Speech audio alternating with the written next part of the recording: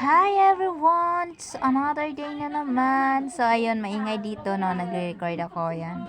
So ayun, kay naglakaw ko, kay na kuya doon karong adlaw. Then kay maguli man ko sa mong bukid. Kamo na, nag-travel ko pa tog terminal sa van. Kapag abot na ako sa terminal, grabe ka kay pa, magulat pa na mapuno ang van. So ayun. So ayun, yeah. Biyahe pa jud ko ani nga time.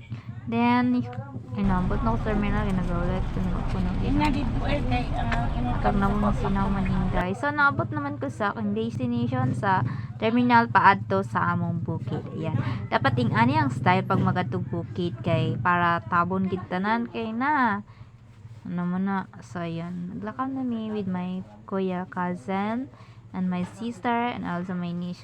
And then ayan, gitabon na ako kung nawan kay sobra kya init. Cry. Sunog na gani na daan sa mutan nagkasunog. Ayan, amo na. Ano mo lang style ko pag maguli kog bukid kay syempre dapat with sunglass, naka face mask kay yun know, pag di ko mag face mask mo na yung kalaban mong wala ko gaulig bukid kay masudlan gud hangin ang akong kuto-kuto. So ayun, magsuka gid ko. Then amon yang dalan paadto og Kinam. Then this is the road going to barangay ano ya, Suyan gali Suyan. Wala pa demi sa Kinam. Then paadto pa ni Suyan nga dalan. Alright, char. Alright, maingay dito guys. So nagre-record ako kaya ang ingay nila. So guys, pasensya yo ha. Kay akong tingog karon. Sinaksak sinagol, may Blaan, may Tagalog, may Bisaya, may Ilonggo. Amo na. So ayun guys, tadi ni kami di Tabulola ni Taanam Datluno. Ayan, Danluno kayo. So nandito kami sa bundok. Ay no. Nakaramajari karon siya. Aran, yan mo akong best, I mean, my favorite spot here is the kining nagkakadre sa buntod ba niya makita ang mga view, then makita nimo mga kahoy, grabe ka nindot.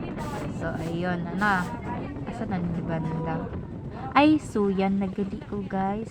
Amo ni yung Suyan mo nang nalagpas na namin sa Suyan, pababa namin the road pa adto nagkinam. So gina-construct pa nila ang tulay para na magtabok sa pa.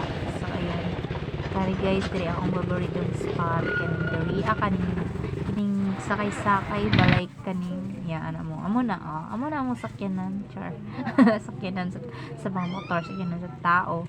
Ayan, para dili mabasa amo na kining ambot sa tagpila ni. Pero pag I think pag maguman ng tulay wala na niyo di sa baka-income. Pero mahal-mahal ni dati pero karon kinadlok naman sa barato Kinabay na kita ito dati guys kabalo mo dapat sakto grabe mo katong time nga grabe gid kalisod mga pila gid ka oras kanang 7 to 7 hours or ganon magbaktas jud ka na. Pero para sa ko 7 or 6 hours depende sa panahon, labi na kung nag-ulan magbaha pa man good na you have to cross yeah, magdaan pa ka ng 16 rivers or 14 rivers no, yung dadaanan mo before ka makarating sa pupuntahan mo sa ayun guys. So yeah, grabe. And I remember that time nga tong nagbiyahe man mi ato, then akong pinsan nagagi man sa pa siya nag-drive, then natomba bitaw mi sa sapa guys. So amo na nahila ko kay nabasa akong gamit yung sa tunga pag sa sapa, nabasa gid tanan pati marami naligo. Ayun, best experience and I will never forget that. So ngayon ito yung daan, grabe yung improvement no.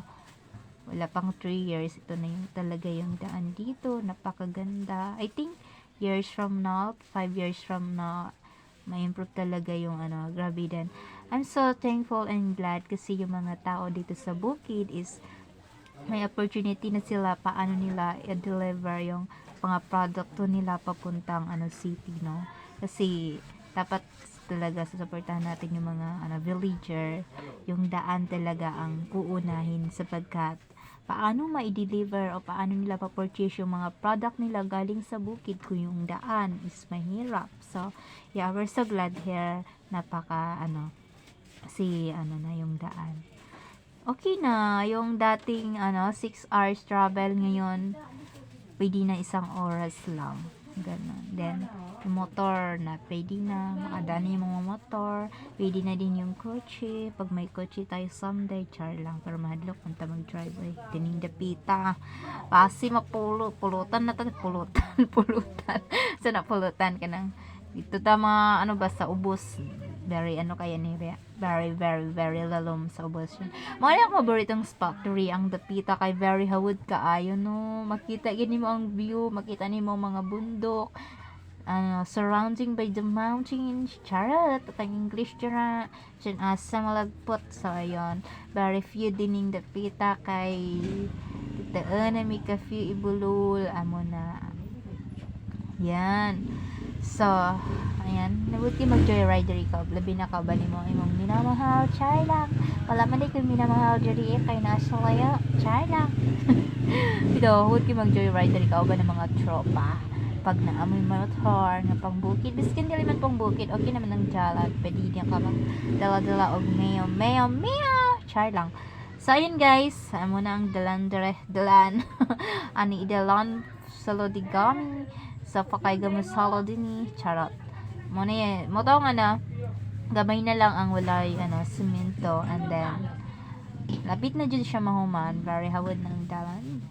Blessed kayo ang mga taga Daria kay yung dati grabe lagi akong hilak pag magbiyaya murag tamad murag sa isang taon lang murag kaisa ra jud ko makaadtong Jensen or city murag la sa isa ka taon wala kay it's because sa dalan tungod sa kalayo magbanaktas pa kag pila ka oras before ka maabot sa imong adtuan so ayun karon wala na okay na, thank you Lord for the opportunity. Anyan, salamat sa daan and sa mga taong process so ayun guys naririnig ko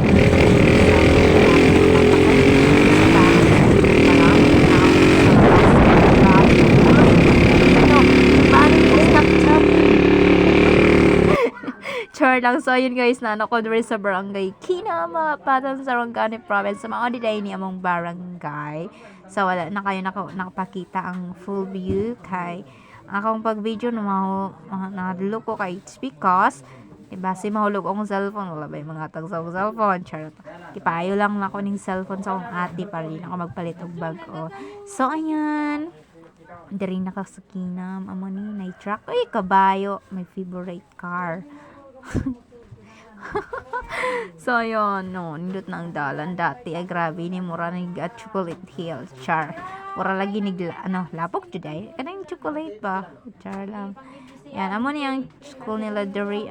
Guys, pasensya kayo, napakaingay live bitaw. We're Blaan here. So, Blaan istorya mi di kagol. Ang among kinaistorya dari sa background kay Blaan. We use Blaan language. Yeah, we're proud to be Blaan. That so, ayun, Giovanni, hindi din nasig-istorya kay nag-record ko. Char lang. So, ayun, yung grabe lagi kainit. Grabe, pahala nakadaragtang. Ay. So, ayun guys, diri ang pinaghadlok. Kaning diri sa tulay, base mahulog lagi ka diri. Dapat balance jud. Balance ang driver. Mahulog lagi ka diri. Hindi na ka maabot sa ito ay matusok ang milo dari sa may bakal bitaw dati dari migadula na tong bata bako ka nang matumi diri magpalit-palit so nagdagan-dagan mo jud mi dira very manul kayo ko dati but karon murag char lang so guys pag abot ako dari medyo na shock ko kay ayan na sila ba kaning gym yes covered card. Yan, very kadalang improvement dito. So yun, pasaka namin sa langit. Char. Dito namin padlo namin sa mong balay. So medyo layo pa ni among balay during the pita. Ganyan. Kulang nilang maabot na kaglangit. So very masol kayo diri ba? Very very masol. Tapos nagad. Char. Nagad guys. So kulang nilang gilong. Gilong kamagot. Kay because ito nasama ako lubot diri kay naadjud ko sa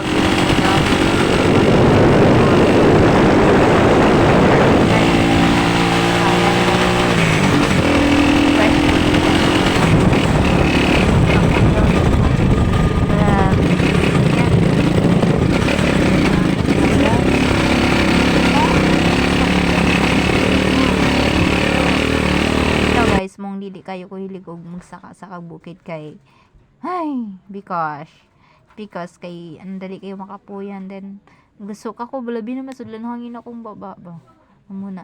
So ayan guys, amo nang pinaka-cute kadalan pa sa kasamong balay. Kay ding grabe lagi madas siya lagi may diri char bitaw oy.